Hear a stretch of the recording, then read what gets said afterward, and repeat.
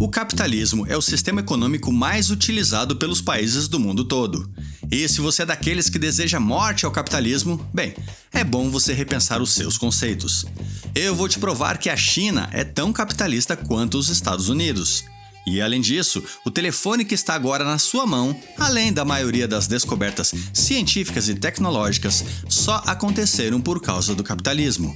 Neste vídeo nós vamos tratar os seguintes assuntos. Afinal, o capitalismo é bom ou é ruim? Como seria um mundo sem o capitalismo? E finalmente, não seria o socialismo uma opção melhor? Veja as respostas agora, aqui no canal Investigando. O canal Investigando está apenas começando. Ajude o canal compartilhando com um amigo e deixando o seu comentário. Muito obrigado! O capitalismo é um sistema econômico baseado na propriedade privada dos meios de produção, beleza? Alex, agora fala em português. É simples. Meios de produção são os recursos utilizados para se produzir bens e serviços. As terras, as fábricas, os insumos, dinheiro, tecnologia, entre outros, possuem um ou mais proprietários, que são pessoas, ou mesmo outras empresas. Então, estes recursos não são propriedade do governo ou da sociedade. No capitalismo, a atividade econômica acontece de forma livre e as empresas buscam o lucro, é claro. E lucro é um ganho financeiro. Um dos pilares do capitalismo é o livre mercado, onde as compras, as vendas e os preços praticados ocorrem livremente entre todos, em um ambiente equilibrado e totalmente competitivo. Os preços são baseados na oferta e na procura. Qualquer um pode comprar e vender o que quiser e pedir o preço que quiser. Se existir alguém disposto a pagar, então, negócio fechado. Não vamos falar aqui de monopólios e outras falcatruas. Vamos imaginar por um momento um mundo honesto, beleza? Como a competição é livre, empresas fabricam os mais diversos produtos com diferentes qualidades e, é claro, com diferentes faixas de preço. Por exemplo, você pode comprar o maravilhoso iPhone 14 Pro Max por mais ou menos R$10.500 ou um Samsung Galaxy A3 ou A03 por menos de R$1.000. A escolha é sua. Na verdade, basicamente todos nós somos pessoas capitalistas e nós escolhemos ser assim. Afinal, todos nós buscamos o lucro. Duvida? Quando você negocia aquele desconto ou aquele brinde na hora de comprar o seu tão sonhado iPhone, você está buscando um ganho financeiro, ou seja, lucro. Quando você está vendendo algo para alguém, por um lado, a outra pessoa pede um desconto, enquanto você tenta vender pelo maior valor possível. Assim, você e a outra pessoa estão buscando lucro. Seu capitalista, olá!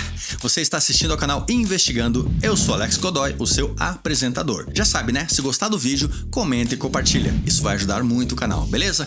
Agora vamos continuar com a nossa história.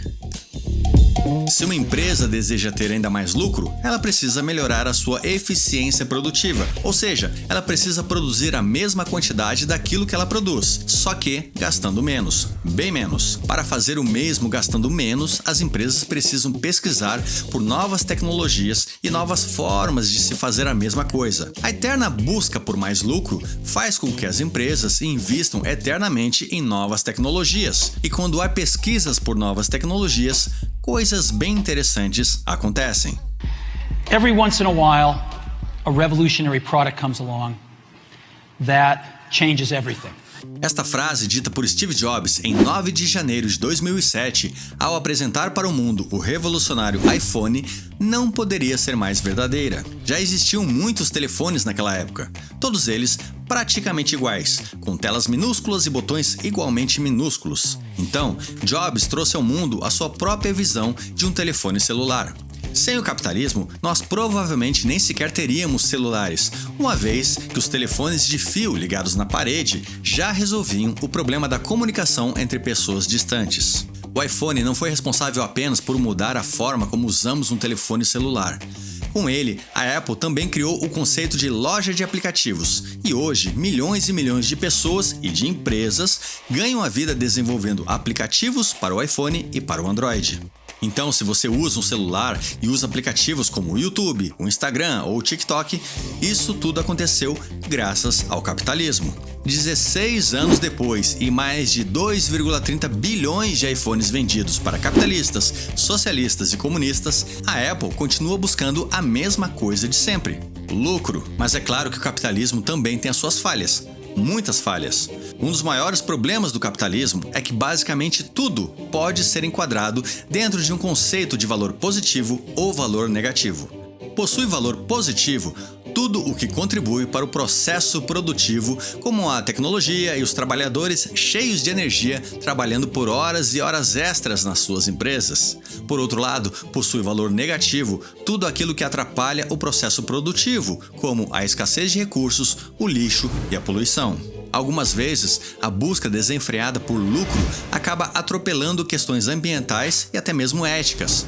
Para muitas empresas e governos capitalistas, poluir rios, desmatar florestas ou exigir jornadas de trabalho excessivas não é um problema na busca pelo lucro. Por mais triste que seja, para o capitalismo, até os idosos tornam-se um problema, pois, na realidade, eles não geram mais riquezas e ainda continuam gastando os recursos existentes. Além disso, o capitalismo pode gerar desigualdades sociais, concentrar a riqueza nas mãos de poucas pessoas, além dos impactos ambientais, como o efeito estufa e a poluição de rios e mares. Como tudo na vida, o capitalismo possui pontos positivos e negativos, mas definitivamente possui muito mais pontos positivos, e por isso mesmo o capitalismo é o modelo mais utilizado no mundo atualmente.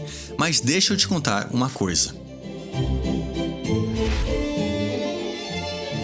Esta questão é muito simples. O mundo já viveu sem o capitalismo. Ao longo da história, a humanidade teve diferentes sistemas econômicos, e todos eles possuíam um ponto em comum: a desigualdade social. Muitos séculos atrás, nós tínhamos a economia de subsistência, onde as comunidades produziam apenas o que era necessário para sua sobrevivência. Era a época do escambo, a troca de um produto pelo outro. Eu tinha feijões, você tinha arroz, então nós fazíamos uma troca de produtos. Nada mais complexo do que isso. Quem não produzia nada ficava largado às esmolas da sociedade. Então veio a Idade Média e com ela o feudalismo, um sistema marcado pelos senhores feudais no topo da hierarquia em comunidades muito bem estruturadas. A produção agrícola era a base da economia e os senhores feudais tinham o poder sobre as terras enquanto os camponeses trabalhavam em condições precárias em troca de comida e moradia. Nos séculos 16 a 18, prevaleceu o mercantilismo. Nesta época, os governos buscavam novas riquezas através da colonização e do comércio colonial. A ordem da época era escravizar pessoas para trabalharem no crescimento das colônias e estocar o máximo de ouro possível nos países dominantes. Finalmente, com a Revolução Industrial do século XVIII, iniciou-se a Era do Capitalismo. Como já falamos, o capitalismo trouxe avanços tecnológicos e o crescimento econômico da maioria dos países do mundo, mas também manteve as desigualdades sociais e trouxe ainda alguns danos ao meio ambiente. Como resposta aos defeitos do capitalismo, surgiu o socialismo. A ideia é ter uma maior intervenção do Estado na economia, além da socialização dos meios de produção. Nesta teoria, socialismo, seria possível buscar uma maior justiça social e uma distribuição igualitária das riquezas produzidas. Como exemplos de países socialistas, nós temos Cuba e Venezuela.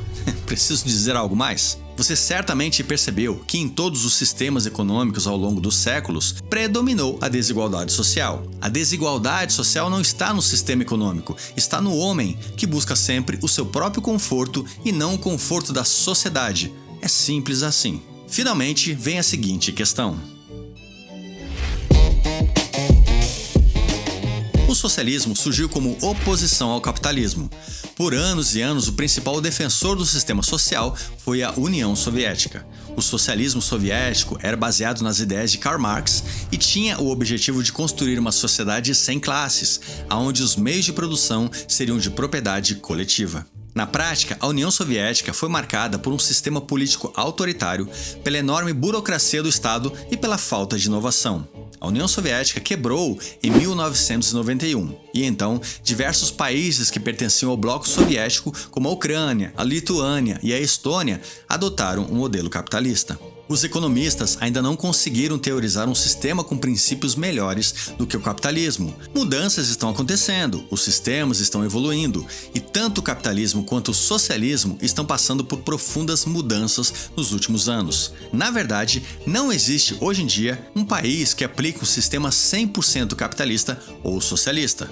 Se você pensa que os Estados Unidos é puramente capitalista ou que a China é puramente socialista, bem, você está errado. O mundo hoje está dominado pela chamada economia mista, onde os países adotaram sistemas combinando elementos do capitalismo com elementos do socialismo. A diferença entre cada país e cada sistema se dá na maior ou na menor regulamentação dos governos, nas relações de consumo, nos setores críticos e nos serviços públicos. A China implementou profundas reformas econômicas a partir de 1978. A China abriu suas portas para o investimento estrangeiro, promoveu a iniciativa privada e o comércio internacional e ainda adotou várias políticas de liberalização econômica. Tanto que em dezembro de 2001, a China tornou-se membro da Organização Mundial do Comércio e de lá para cá teve um crescimento gigantesco da sua economia, ao mesmo tempo em que passou a enfrentar os típicos problemas do capitalismo, como desigualdade social, trabalho excessivo e poluição do meio ambiente. Hoje, 145 empresas chinesas estão na lista da Fortune Global 500, ou seja, mais de 30% das 500 empresas mais ricas do mundo são da China.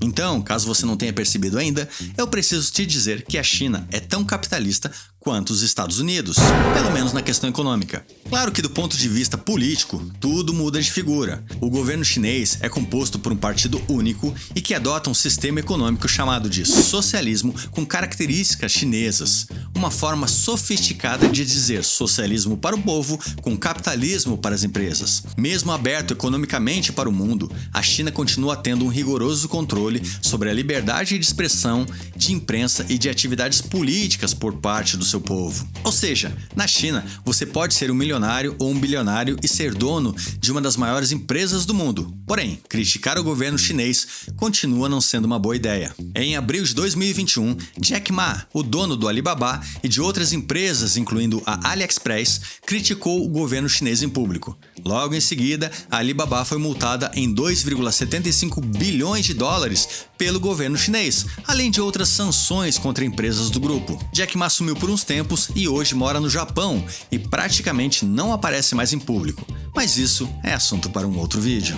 Falando sobre economia, o que dizer do Japão, que nos anos 80 todos afirmavam que seria a primeira economia mundial. A economia do Japão acabou sofrendo um golpe tão duro que uma enorme parte da sua população vive ainda hoje com um trauma daquela época. Esta população é chamada de a geração perdida japonesa. Você acompanha esta história completa clicando neste vídeo que está aparecendo na sua tela agora. Muito obrigado pela sua atenção e paciência. Eu te vejo no próximo vídeo do canal Investigando. Valeu e tchau!